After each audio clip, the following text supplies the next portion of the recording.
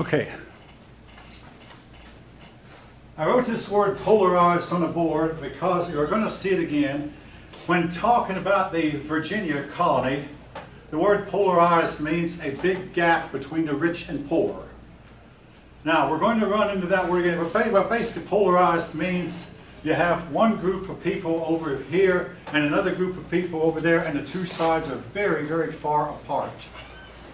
They're so far apart that they can hardly come to an agreement. Anyway, the word polarized in the case of the Virginia colony meant a big gap between the rich and the poor. Now later it's going to have to do with the issue of slavery, where the North and South became polarized, with the North becoming harder and harder against it, and the South becoming harder and harder for it, till there was no solution. So we're going to run into this word again. We say the North and South are polarized.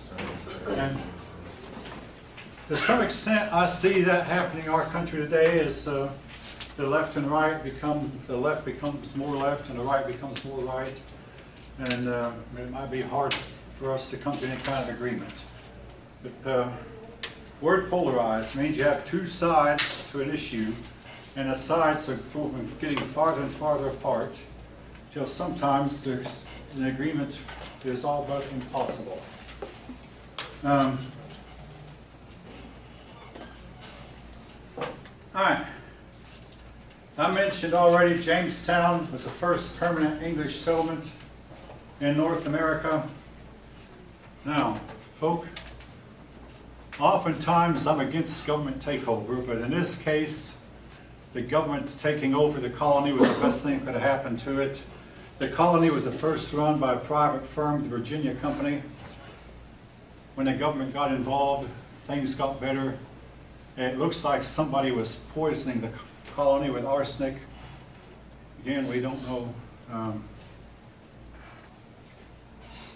We don't know who or why. But anyway, the government took over.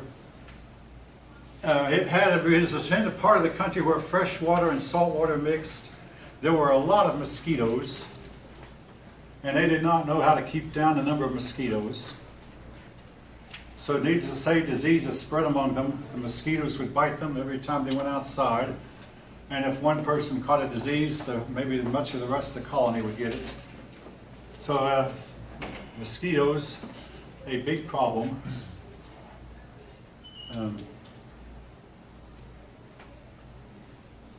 Speaking of mosquitoes, I recently read how the Disney World managed to solve its mosquito problem by having running water. Mosquitoes cannot breed in running water.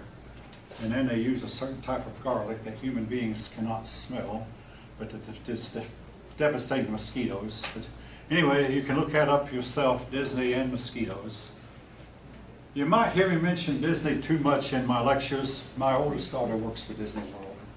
So maybe that's why I'll mention it a little bit more than perhaps I should. All right, anyway,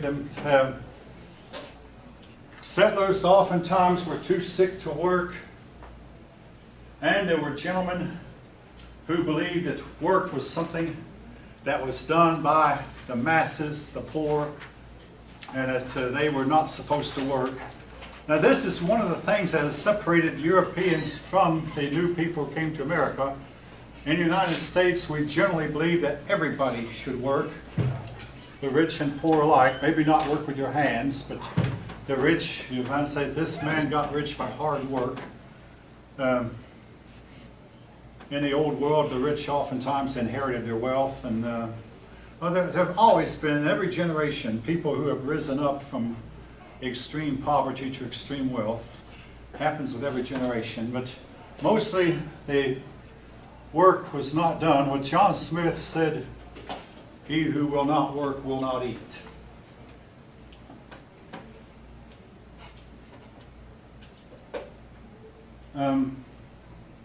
Powhatan never tried to wipe out the colony. He made attempts to get along with the colonists, including apparently adopting John Smith and adopting the tribe. In the meantime, the English king adopted him. Powhatan died. His brother Opechancanough took over. Opechancanough made an all-out attempt to wipe out the colony, kill all the settlers. he failed. Now his death, I'll go into a little bit of detail. Some colonists told him, hey, come over here and we'll talk peace. He came and they killed him instead. His death was an all-out and out betrayal. The problem was the Indians waited too long. This was to be the case time and again. In the case of the Spaniards landed on some islands first before they hit the mainland. In the case of the Virginians, they waited too long. In the case of Massachusetts, which we'll talk about in the next chapter, the Massachusetts Indians had largely died out, so there weren't many of them left. House of Burgess set up the oldest institution of democracy in America. Now, every free man could vote. This did not last, folk. Eventually, at first, every free man could vote, but as the colony became more and more polarized, only the wealthy could vote, and the poor were not allowed to vote. Basically, only the people who owned property could vote, and the non-property owners could not. They only wanted the best of the men running the government. More and more people came from England. They believed that they could make a lot of wealth by raising tobacco. Land at first, now this was a change. Land was abundant and cheap. Given a few years, the land became harder and harder to find, so they had to move west. Some became rich, others became poor. And the poor was not always because we're lazy. Sometimes a man might become too sick to work, or might get hurt while working. Or a storm would come up that would wipe out his crops and not wipe out the crops of his neighbors. These storms can be highly selective as to what they take and what they leave. So it wasn't always because of laziness. But anyway, some became rich. The society became polarized, and this was to remain true in the South, folk, up until about the 1960s or so. The South had very, very rich people and very, very poor, with very few in between. My mother grew up in that kind of a South. I knew about that kind of a South, and that was a South I was expecting to find when I first came down south to go to college in 1967. By that time, most of the old South did not exist anymore. But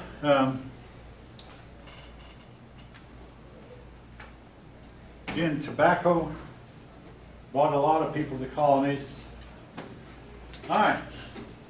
Most of the men who wanted to come were too poor, so the system of indentured servanthood was set up. An indentured servant was a person who would work for a time to pay for his passage. In other words, the company would loan him the money to pay for his passage over here. Then he was expected to pay the company back with his services. Oftentimes, he would work for a period of 7 years. Again, for those of you who might know, that figure comes from the Bible, where you remain a slave for 7 years, and afterward you could be reviewed to be freed.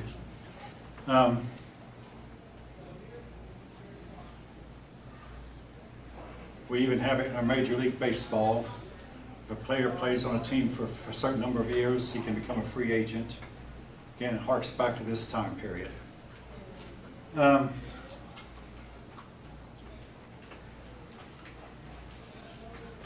So they would work. A lot of indentured servants, though, did not last that long. Life was rough for an indentured servant. But so many of your colonies in Virginia and Maryland and the Carolinas started out as indentured servants. Now, indentured servanthood did not catch on in the northern colonies, New York, Pennsylvania, and Massachusetts. Not those, Rhode Island and Connecticut, but in the South, because in the South there was a shortage of labor. And this shortage of labor meant that farmers were willing to almost do anything to get the labor they needed.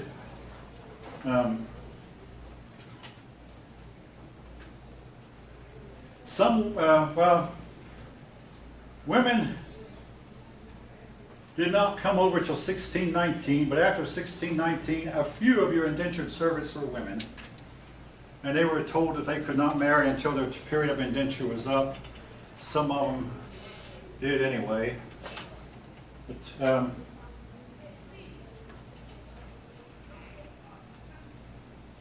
most Englishmen did not marry Indian women. John Wolfe was an exception.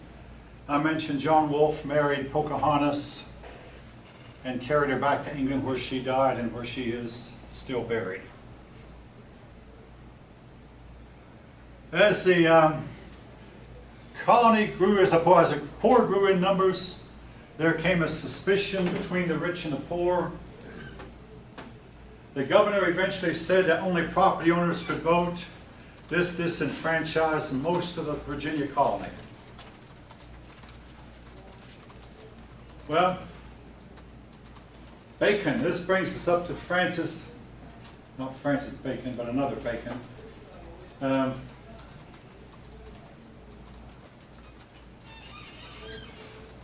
The Virginia colony tried to tell the Indians, we will not encroach in any more of your land.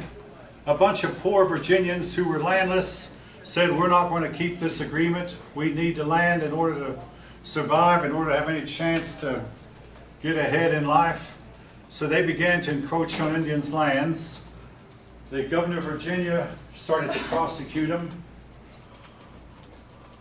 So the battle started out as a fight between the government and Bacon over Indian policies, but it became a rebellion of the poor against the rich, with Bacon siding with the poor.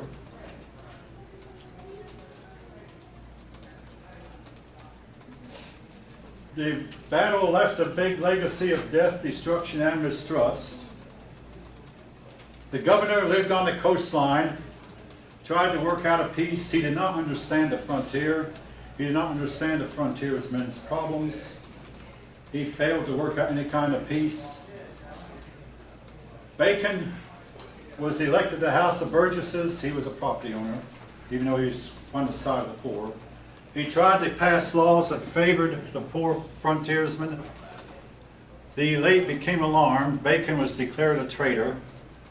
Now, we're going to find later a rich president who was declared a traitor, namely Franklin D. Roosevelt, who was born into wealth and inherited a lot of wealth. But he tried to help the poor, and a lot of the rich said, hey, you're a traitor to our class. Bacon was the same problem. He was rich enough to become a legislator, and yet he sided with the poor. Bacon contracted a disease and died suddenly. Now, what I don't say in the notes is the governor hung 13 rebellious Virginians. The word got to the king became alarmed, and the king replaced the governor. New governor was sent. With a new governor, peace was made between the rich and poor. Now, this Bacon's rebellion is somewhat significant because it was the first rebellion against the government, and some people say it was the forerunner to the American Revolution that was to come more than 100 years later. When all the 13 colonies rebelled against the King of England. Now, not everybody, you understand, we'll talk, there were a lot of persons who didn't rebel, but a lot of them did. All right, we don't want to leave out Florida and New Mexico. Both places were very sparsely settled. The Indians outnumbered the Spanish 20-1. This is true in New Mexico in particular. There were attempts to convert the Indians to Christianity, but the Indians maintained a lot of their old traditions. The Indians were forced to pay tribute and build churches, but eventually the Indians revolted. They killed most of the missionaries. Part of the reason the Indian revolt was successful, not only did they outnumber the Spanish, but they eventually got horses and guns. As Spaniards would die, oftentimes their horses would start roaming the plains. The Indians would capture the horses. They became excellent horsemen. Then they would trade some of their goods, trade their fish and their game, their hides for animal hides. They're animal hides for rifles. They became excellent marksmen with a rifle. They became excellent horsemen. And with horses and rifles, they were able to drive the Spaniards at bay. Ironically, folk, very, very ironically,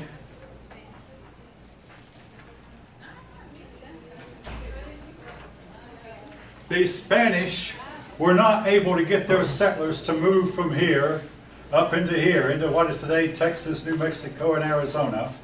The Spanish also were not able to get their people to move into Florida. In fact, actually Florida was largely a wasteland until the mid or early 1900s. Because even when the United States bought it, most of the people living in Florida lived around the Tallahassee region or the Florida Panhandle, and only a few people wanted to settle down here. Then Florida became a vacation paradise, a play resort, and a lot of retirees moved in, but all that was to come later. At this time, though, very few Europeans wanted to move here, and even fewer wanted to move here. Now that's ironic in view of the fact that we're now on the verge of building a wall to keep the Mexicans and Latin Americans out, except for the ones who want to come in legally. Now again, that's a hot topic, folk. If any of you want to discuss it, I'll let you do the discussing of it. That's just stating a fact.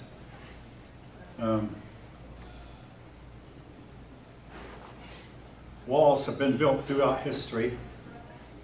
The Chinese built a wall that still stands, but less known is a wall in Great Britain that separated Great Britain from Scotland to keep my own uncivilized Scottish ancestors out of England.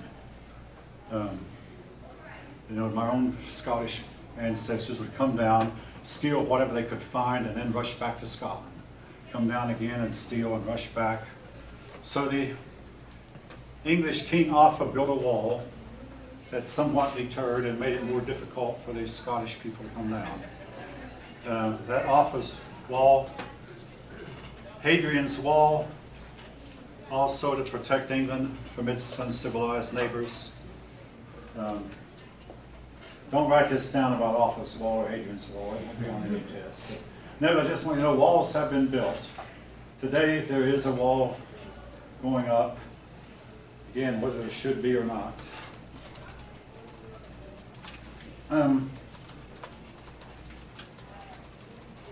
Slavery found its way into Virginia and the Carolinas. These places became slave societies and were to remain so until the Civil War. Essentially, folk, here you hopefully all of you know this is Georgia, South Carolina, North Carolina, Virginia, and slavery extended up to Maryland. Now, I don't want it to sound like slavery was only here in the Southeast. The actual fact of the matter is, during the colonial period, slavery was legal all up and down the eastern seaboard. And eventually, though, the northern colonies turned against it. Why? That's a subject for later chapters. But the southern colonies embraced it harder. This was, as I hope all of you know, or knew before you come in, this was to lead to the worst war we've had in history. All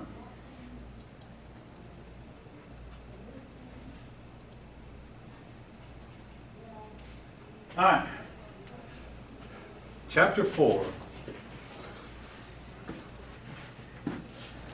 Just to make it easier on me later.